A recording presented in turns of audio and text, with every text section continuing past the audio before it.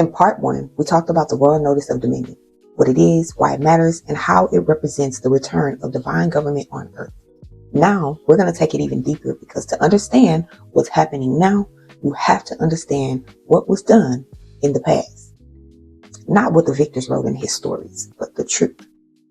We're connecting the royal notice, the Declaration of Christ, and the witness affidavit of living status that's being filed in the courts to the system that tried to erase divine dominion from the earth, the papal bulls, the doctrine of discovery, and the identity known as the Negro.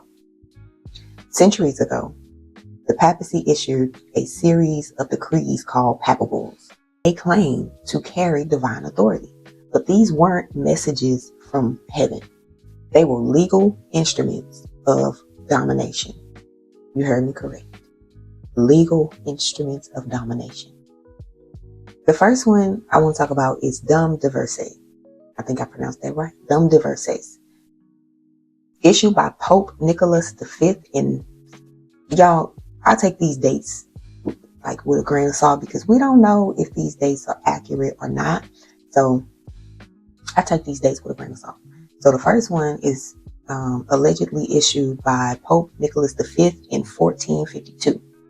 This gave Portugal permission to invade, capture, and enslave anyone not considered Christian, calling them enemies of Christ.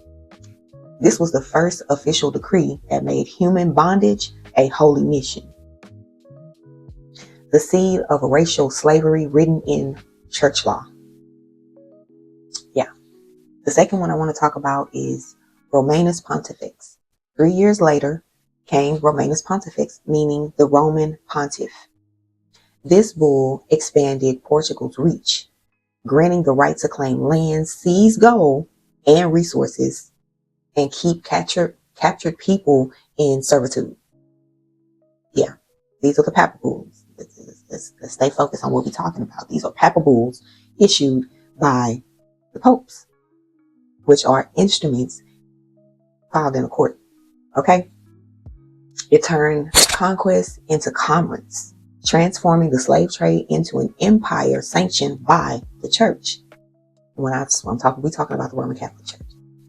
The next one I want to talk about is Interche Terra. Okay? The meaning is, among other things, issued by Pope Alexander VI, and it literally divided the planet, drawing a line down the Atlantic Ocean. Spain would take the lands to the west, Portugal the lands to the east. That single stroke of ink became the legal foundation for the doctrine of discovery. The idea that Christian nations own any territory they discovered, even if others already live there. So, I want to let that sink in for a second. From these 3 papal bulls alone, the Dum Diversae, the Roman Pontifex, and the Interche Terra, the world was bound by decrees.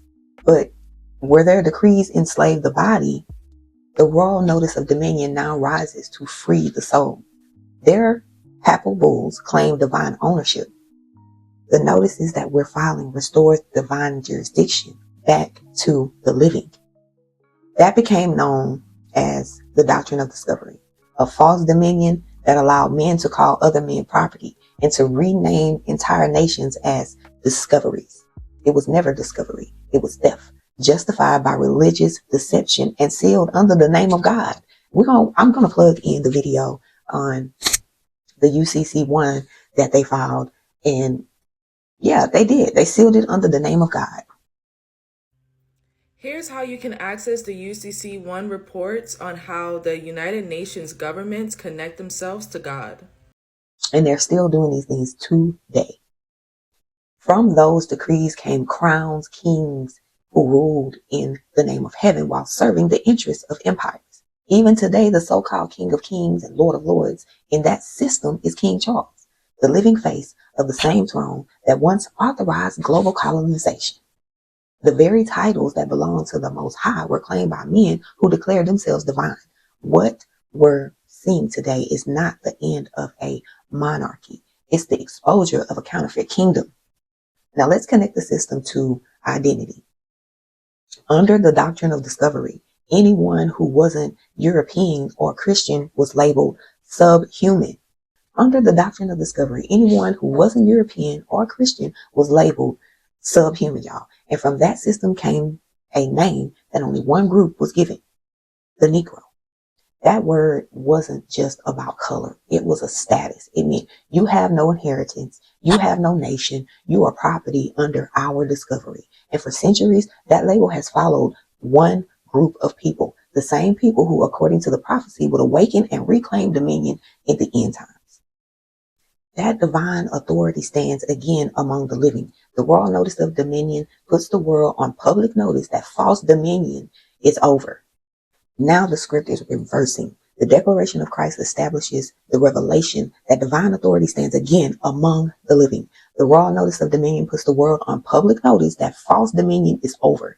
And the witness affidavit of living status restores identity. It's the living record of those who know who they are and where they come from. It says, I'm not your subject. I'm not your discovery. I am the living heir of the Creator's dominion on earth. That's what it says. Let's talk about the fulfillment of prophecy. Everything that was written for harm is now being rewritten for restoration. And it's not even being rewritten, it's being revealed for restoration. The same pen that declared conquest is being met with the living word of reclamation. The same crown that ruled by deception is being confronted by truth. This is the moment that prophecy spoke of, the awakening of heirs, the unveiling of divine government, the restoration of true dominion. See, this is a reclamation of identity, of prophecy, and of truth itself. If you haven't read these documents, the Declaration of Christ, the Royal Notice of Dominion, and you can also take a look at the Witness Affidavit of Living Status. Take the time to do it. See how the story of prophecy, power, and identity are all connected. The revolution isn't coming. It's already here. And the heirs have risen.